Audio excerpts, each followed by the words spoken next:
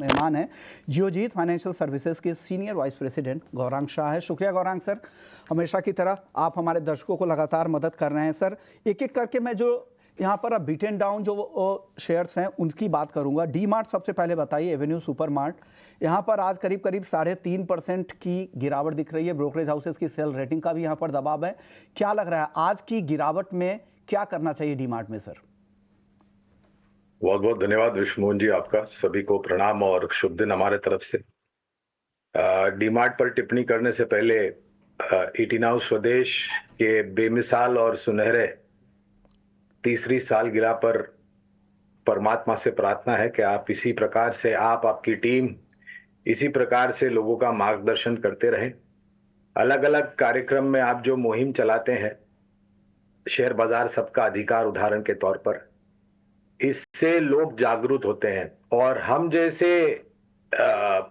निमित्त को एक साधन मिलता है लोगों तक पहुंचने के लिए। तो हमें भी आपके सफर में शामिल करने के लिए आपका बहुत बहुत धन्यवाद और परमात्मा से प्रार्थना है आप इसी तरीके से आगे बढ़ते रहें। अब आते हैं प्रश्न के ऊपर। तो देखिए, डीमार्ट, एवेन्यू सुपरमार्ट, ये एक स्टॉक ऐसा है जिस पर हमने निरंतर लंबी अवधि के लिए निवेश की राय दी है। आज मेरे ख्याल से कोई एक संस्थागत निवेशक के तरफ से बिकवाली की राय आई है और उसी विदेशी संस्थागत निवेशक कोई दूसरी कंपनी है जहां पर खरीदारी की राय दे रहे हैं। तो ये थोड़ा बहुत असमंजस परिस्थिति वाली बात है, लेकिन हमें बिल्कुल विश्वास है जिस प्रकार से पिछले वित्तीय वर्ष में नए स्टोर्स खोले गए थे, उसका योगदान धीरे धीरे करके बैलेंस शीट पर आएगा और जिस प्रकार से नेटवर्क इनका बढ़ता जाएगा। हाँ, एक बात बिल्कुल है, क्विक कॉमर्स के तरफ से थोड़ी बहुत प्रतिस्पर्धा है, लेकिन ये काफी सक्षम है टेक्नोलॉजी को भी लेकर के। तो अगर लंबी अवधि का निवेश है तो मेरे ख्याल से आपको किसी भी तरह की चिंता करने की जरूरत नहीं है। और अगर निवेश लायक पूंजी है और जोड़े, और अगर किसी को नया निवेश करना है तो हम उसकी भी राय देंगे। भी कर सकते हैं, लंबी अवधि का नजरिया रखें, डेफिनेटली यहाँ पर आपको फायदा होगा, ऐसा गौरांग सर मानते हैं। गेल पर सर बताइए, क्या लग रहा है आज के सत्र में 3% की गिरावट दिख रही है, क्या आज की गिरावट में खरीदें? तो ये पूरा खेल है कच्चे तेल के दाम का। अंतर्राष्ट्रीय स्तर में जिस तरीके से घटनाक्रम खाड़ी देशों में हो रहा है और जिस प्रकार से कच्चे तेल में उबाल आया है, ये पहली बात है। दूसरी बात है, हमारे देश में भी कुदरती भंडार बहुत है, लेकिन समय अनुसार नीतियों में बदलाव न होने के कारण जो एनईएलपी पॉलिसी, जो एक्सप्लोरेशन पॉलिसी है, वो थोड़ी बहुत हमारी गति फीकी पड़ गई थी, लेकिन फिर से नीतियों में बदलाव किया गया है और एक्सप्लोरेशन कंपनीज को मेरे ख्याल से इसका फायदा आने वाले समय में मिलेगा, क्योंकि हमारे देश में कुदरती भंडार है, जमीन में, समुद्र में और बहुत ही गहरे समुद्र में। तो वहां पर एक्सप्लोरेशन एक्टिविटी धीरे धीरे करके शुरू होगी, जिससे गेल या फिर ओएनजीसी जैसी कंपनियां हैं, इनको बहुत बड़ा फायदा मिलेगा। 280 तक के लक्ष्यांक के लंबी अवधि के लिए गेल पर जो करंट लेवल है यहाँ से 40 रुपए की गुंजाइश तेजी की लग रही है गौरांग सर को, तो आप यहाँ पे खरीदारी कर सकते हैं इस गिरावट में।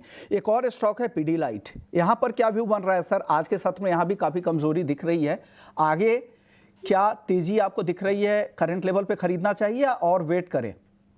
देखिए, खरीदारी करना समय और दाम देखना मेरे ख्याल से अनिवार्य नहीं है, जब तक जहां तक आप हमें पूछते हैं, क्योंकि हम बुनियादी दर के आधार पर लंबी अवधि के लिए मापदंड करते हैं।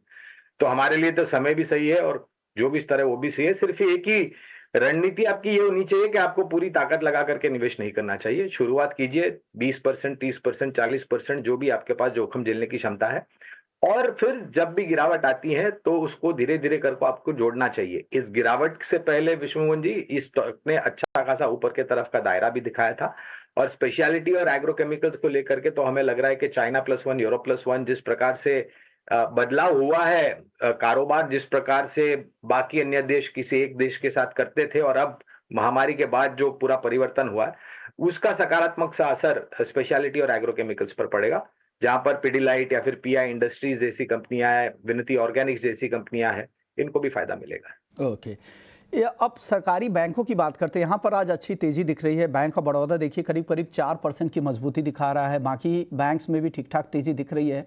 पीएसयू बैंक से कुछ टॉपिक आपकी तरफ से सर? तो इस श्रेणी में जो सूची है वहां पर करीबन 5 या 6 नाम है, अगर मेरी याददाश्त सही है तो। और आज सुबह मेरे ख्याल से बाजार खुलने से पहले ही और बाजार खुलने के तत्पश्चात ही एचडीएफसी ने अपने जो एडवांसेस और लोन्स थे उसकी गाइडेंस के आंकड़े दिए थे। हमारी सोच और विचारधारा ये कहती है कि ये ग्रोथ जो है, ऋण की मांग जो है और सकारात्मक असर ग्रॉस नेट एनपीए पर, ये सिर्फ निजी बैंक तक सीमित नहीं रहेगा। सरकारी बैंकों ने भी मेरे ख्याल से काफी अच्छा काम किया है, जिससे बैलेंस शीट की परिस्थिति सुधरी है।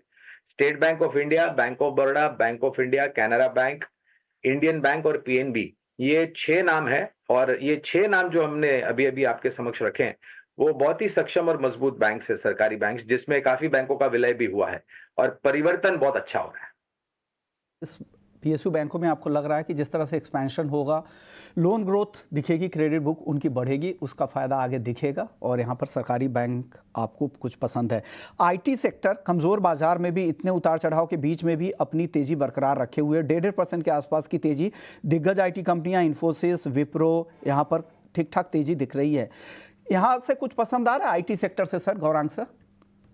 तो इस प्रकार के बाजार में विश्वमोहन जी, जब अंतर्राष्ट्रीय स्तर से जो खबर आ रही है उसका असर हम देख रहे हैं और आपने देखा होगा शुरुआत कमजोर हुई, फिर पूरी जो कमजोरी थी उसको हमने पीछे छोड़ करके ऊपर गए और फिर वापस नहीं, तो कुल मिलाकर के 600 पॉइंट की दोनों तरफ के ऊपर नीचे के दायरे निफ्टी में देखे, 1200 पॉइंट के आसपास की गिरावट, बढ़त और फिर गिरावट हम सेंसेक्स में देख रहे हैं और निफ्टी में भी वैसा कारोबार। तो ऐसे माहौल में 2 क्षेत्र हमेशा लोगों की नजर में आते हैं, वो है आईटी और दूसरा है फार्मा। आईटी में भी करीबन 6 या 8 विकल्प है, दिग्गज आईटी कंपनियां और मझौली और छोटी आईटी कंपनियां।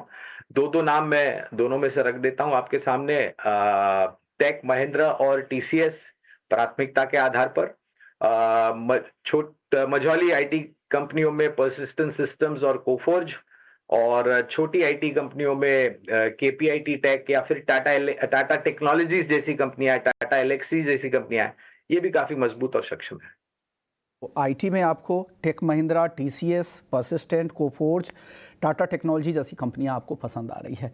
शुक्रिया गौरांग सर, आपने वक्त निकाला, हमारे दर्शकों को गाइड किया कि इस उतार चढ़ाव भरे बाजार में, इस गिरावट भरे बाजार में आपको क्या करना है, कहां पर निवेश के मौके दिख रहे हैं।